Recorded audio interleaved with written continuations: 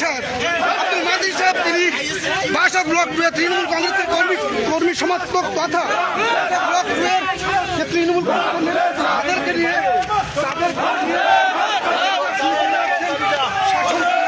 এখানে দাঁড়িয়ে শুধু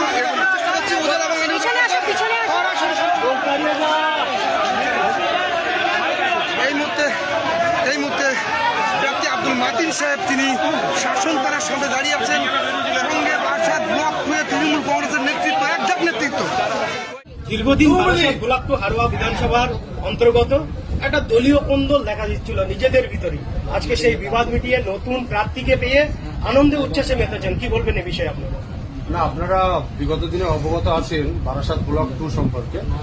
বারাসাত ব্লক 2 এর অনেক গোষ্ঠী দল ছিল, কিন্তু আজকে যেটা আমরা এখান থেকে আমাদের দল জানাকে প্রার্থী করেছে, শুধুমাত্র সেই প্রার্থীর মুখের দিকে তাকিয়ে আমি বলেছি আমার বক্তব্যে যে এই বারাসাত ব্লক 2 এর 17 মাসের একজন এমএলএ ছিলেন যে 34টা দল তৈরি করে গেছেন, আর আমাদের এটা চ্যালেঞ্জ আগামী এক সপ্তাহের মধ্যে এই 34টা দলকে আমরা একটা ছাতার তলায় নিয়ে আসবো। হারোয়া বিধানসভা কেন্দ্রে আপনাকে প্রার্থী হিসেবে মনোনীত করেছে তৃণমূল কংগ্রেস, জেতার বিষয়ে কতটা আশাবাদী এবং কর্মীদের থেকে কতটা উচ্ছ্বাস পাচ্ছেন? রাজনৈতিক যারা কর্মী, যারা একেবারেই তাদের বিশেষ বিরাট কিছু পাওনা তারা দাবি করে না, তারা একটু ইজ্জত আর সম্মান নিয়ে মাথা উঁচু করে বাঁচতে চায়। এখানে এসে আমার যেটা মনে হলো, যখনই মানুষ দীর্ঘদিন কষ্ট মেহনত পরিশ্রম করে একটা দল করে, অথচ সেই দলটার পক্ষ থেকেই তারা যখন উপেক্ষিত হয়, বঞ্চিত হয়, তখনই তার কষ্ট হয়। তো আমি আজকে এসে আমার নিজের জীবনের অভিজ্ঞতা হল, যারা এই কষ্ট মেহনত করবে তাদের বিরাট টাকা জমি গাড়ি বাড়ি তারা চায় না, তারা একটু সম্মান চায়, একটু মাথা উঁচু করে বাঁচতে চায়। আমি প্রাণ চেষ্টা করব তাদের সহকর্মী হিসাবে, তারা যেন কখনো আমাকে এমএলএ হওয়াতে এখন অনেক দেরি, তো প্রার্থী হিসেবেও বাড়তি মর্যাদা তাদের কাছে আমার কিছুই দাবি নেই। এখানকার একটা কর্মী যতটা, আমি ঠিক তারই মতো একজন। এবং পাশাপাশি এই ইলেকশনে জেতার ব্যাপারে যেহেতু সেটা ভবিষ্যৎ, আমি একজন মানুষই কখনো ভবিষ্যৎ সুরক্ষা দিতে পারি না, সেই দৃষ্টিভঙ্গি নিয়ে সবাই তো ভোটে দাঁড়ায় জেতার জন্য, আর আমি অ্যাকচুয়াল ভোটে দাঁড়ানোর মানসিকতাও আমার ছিল, এটা আমার ভিতরটা জানে। আর যিনি আমাকে ডেকে আলোচনা করেছিলেন তিনি খুব ভালো জানেন। আমার রাজনীতিতে যাওয়ার মূল লক্ষ্য উদ্দেশ্য ছিল দেশের বর্তমান পরিস্থিতি অত্যন্ত নাজুক, খুবই বাজে পরিস্থিতি। যারা লক্ষ্য করছেন ইউপির দিকে, আসামের দিকে বা অন্যান্য বিজেপি শাসিত রাজ্যগুলো যারা দেখছেন, সেখানে হিন্দু মুসলমান নির্বিশেষে কি নির্যাতন, কি রুলার চলছে সেখানে, এবং আমার এই পশ্চিমবঙ্গতেই তার পূর্বাভাস আমরা দেখতে পাচ্ছি। ক্রিকেটের মাঠে একটা খাবার বিক্রি করার জন্য একটা গরিব মানুষকে মাঠে খাচ্ছে। আমাদের এই বাংলার বাঙালিরা তারা দেশ বিদেশ বলবো না, এই ভারতবর্ষের অন্যান্য স্টেটে তারা মাঠ খাচ্ছে বাংলায় কথা বলে, অথচ কলকাতায় সারা ভারতবর্ষের সমস্ত স্টেটের মানুষ আছে তাদের। আমার মনে হয় তাদের শিক্ষা নেওয়া উচিত বাংলা থেকে, যে পুরো ভারতবর্ষটাই আমরা যখন যেখানে ইচ্ছা হবে সেখানে ঘর বাঁধতে পারি, যখন যেখানে ইচ্ছা হবে সেখানে আমরা বাসা বাঁধতে পারি। কিন্তু দেখছি আজ কটা বছর ধরে বিভাজন, ধর্মীয় অসহিষ্ণুতা, মানুষের দাঙ্গা ফাসাদ এগিয়ে আছে। এই দাঙ্গা ফাসাদের মোকাবেলায় দেখছি দেশব্যাপী বা আমাদের রাজ্যে কেউ মুসলমানের কথা বলছে, কেউ হিন্দুর কথা বলছে, কেউ মসজিদের কথা বলছে, কেউ মন্দিরের কথা বলছে। আসলে সুস্থভাবে মানুষ কিভাবে বাঁচবে এই কথাটা বলার জন্য মমতা ব্যানার্জি আর অভিষেক ব্যানার্জি তারাই দেখছে। বিরোধী হিসেবে কাউকে দেখছেন এখনো পর্যন্ত? আরো অনেক দল এখানে আছে ঠিকই, কিন্তু তার ভেতরে সর্বশক্তি বেশি শক্তিশালী তৃণমূল কংগ্রেসের যারা সর্বোচ্চ লিডার, তারাই মানুষের কথা বলছে, তারাই সবাইকে নিয়ে চলার চেষ্টা করছেন, নির্বাচনে কিছু দেখতে পাচ্ছি। সেই জন্য আমার মনে হলো আমার জীবনের একটু ছোট্ট শক্তি দিয়েও যদি হিন্দু মুসলমান শিখ ইসাই মিলেমিশে বসবাসের এক পীঠস্থান হিসেবে বাংলাকে আমরা দান করাতে পারি, সেই জন্যই আমার এই রাজনীতিতে আসা। টিকিট আমাকে দেবে কি না দেবেন বলেছিলেন, আমি এক কথায় বলেছিলাম আমি ভোটে লড়াই করার জন্য আসিনি, আমি এসেছি দেশের শান্তির জন্য, বাংলার সমৃদ্ধি সভ্যতা বজায় রাখার শান্তি। বাকি যেটা ভাববার সেটা আপনারা ভাববেন। অনেকেই জিজ্ঞেস করেছেন, আমি গতকাল পর্যন্তও জানি না যে আমি আজকের এখানে একজন কম্পিটিশন হিসাবে একজন এখানকার এমএলএ প্রার্থী হিসাবে এটা আমার কাল পর্যন্ত কোনো বিশ্বস্ত জানা ছিল না, তারা করেছেন, আমি তাদের কাছে কৃতজ্ঞ। এবং এই কৃতজ্ঞর ভিতরে আমার বিরাট একটা ভয়, আমার আতঙ্ক, আমি কি পারবো দেশের জনগণের হক পূরণ করতে? ইনশাআল্লাহ আমি কি পারবো? ইনশাআল্লাহ। দাবি পূরণ করতে দায়িত্বটা অত্যন্ত বড়, অনেক কঠিন বড়। এই জন্য কাল পর্যন্ত আমি খুব ভালো ছিলাম, আজকে টিকিট ঘোষণা হওয়ার পর থেকে আমি দারুণভাবে চিন্তিত। আমাকে এখন অনেক পড়াশোনা করতে হবে, কিভাবে জনগণের হক আমি আদায় করতে পারি। এবং আপনি যেটা বললেন যে কি একটা শব্দ বললেন, বিরোধী হিসেবে কাউকে দেখছি। দেখুন, কোনো কাজে যদি বিরোধী না থাকে তাহলে সেখানে লড়াই করার মতো নেই। খেলার মাঠে এপারে 11 জন থাকে, ওপারে 11 জন থাকে, তবে তো সেটা খেলা হয়। একদিকে 11 জন আর একদিকে প্লেয়ার নেই, তাহলে শুধু 1 ঘন্টায় 65টা গোল হতে পারে, কিন্তু সেই গোলের কোনো দাম থাকতে পারে।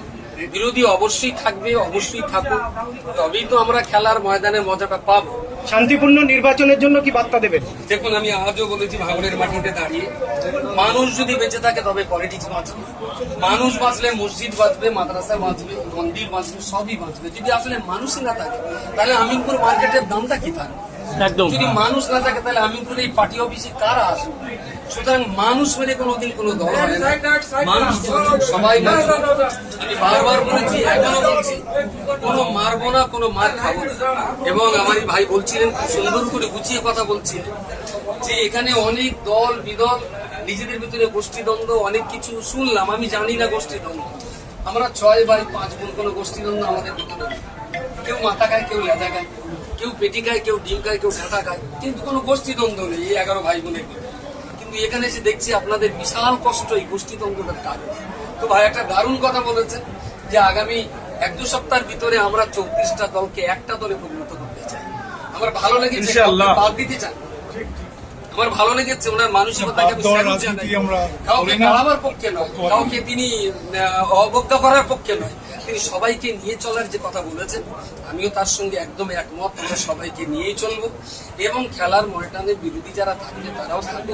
তবে আমি মনে করি আদর্শগত দিক দিয়ে মানুষের জন্য যদি কাজ করতে হয়, মানুষের কল্যাণে যদি কাজ করতে হয়, তাহলে তারও যে লড়াই, আমারও সেই লড়াই। সুতরাং আমরা সবাই মিলে, আমি যদি হেরে যাই, সে যদি জিতে যায়, আমি দায়িত্ব নিয়ে বলছি তার সঙ্গে মানুষের কল্যাণে আমি কাজ করতে রাজি আছি।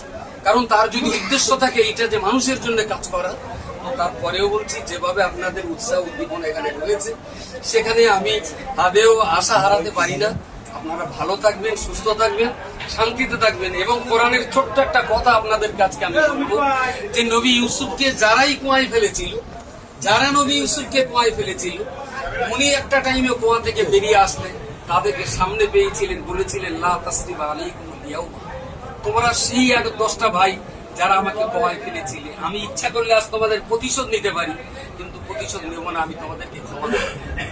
আমি যেহেতু কোরআনের আদর্শে অনুপ্রাণিত, আমিও দেশের শান্তি সম্প্রীতি সৌহার্দ্য বজায় রাখার সাথে আমি একেবারেই মুক্ত মন নিয়ে বলছি, জীবনে অনেক বড় হওয়া যাবে যদি অপরাধীকে আমরা ক্ষমা করে দিই, ভাই হিসেবে বুকে টেনে নিতে পারি।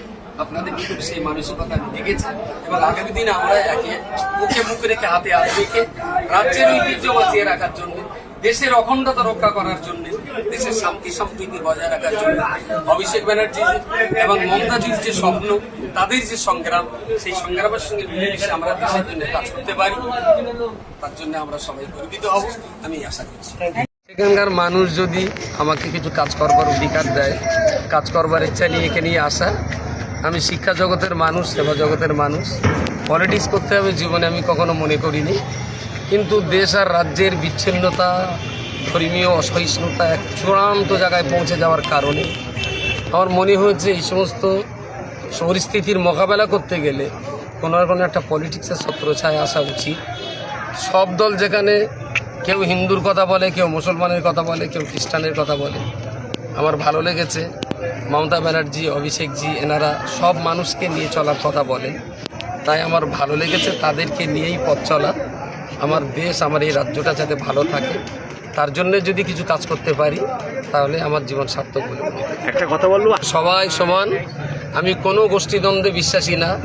আর আপনাদের মতো সাংবাদিক বন্ধুদের কাছে অনুরোধ, দয়া করে বিচ্ছিন্নতামূলক প্রশ্ন করবেন, ঐক্যে শান্তির প্রশ্ন করবেন, এমন কিছু বাইট বার করে নেওয়ার চেষ্টা করবেন না যাতে মানুষে মানুষে বিভেদ বাড়ে। এটা আপনাদের কাছে আমার অনুরোধ, প্লিজ। যাতে বিভেদ দূর হয়, হিন্দু মুসলমান সবাই মিলেমিশে কাজ করতে পারি।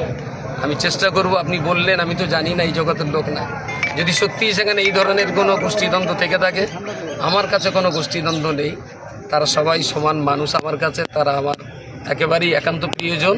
আমি তাদের সবাইকে নিয়ে পথ চলতে চাই। কিছুই করি, দল চেয়েছে আমাকে ডেকে নিয়ে এসেছেন, তার জন্য আমি দলের কাছে কৃতজ্ঞ, খুব আনন্দিত। যদি আমি দল বিশ্বাস করেছেন, যখন দলের বিশ্বাসের সাথে যদি বিশ্বাসঘাতকতা এটা চরম বেইমানি করা হয়। আর পরে জেতা হারা সেটা নির্ভর করবে এলাকার মানুষের উপরে। যদি মানুষ ভোট দিয়ে জেতায়, নিশ্চয়ই কাজের যোগ্যতা, কাজের জায়গা পেলে আরও অনেক কিছু কাজ করার ইচ্ছা আছে। জেতার ব্যাপারে আপনি আশাবাদী? দেখুন, যারা ভোটে লড়ে সবাই তো আশাবাদী থাকেই থাকে, আর আমি একটু বেশি আশাবাদী, কারণ আমি মানুষের ক্ষতি কখনো করিনি, তাহলে চেষ্টা করি।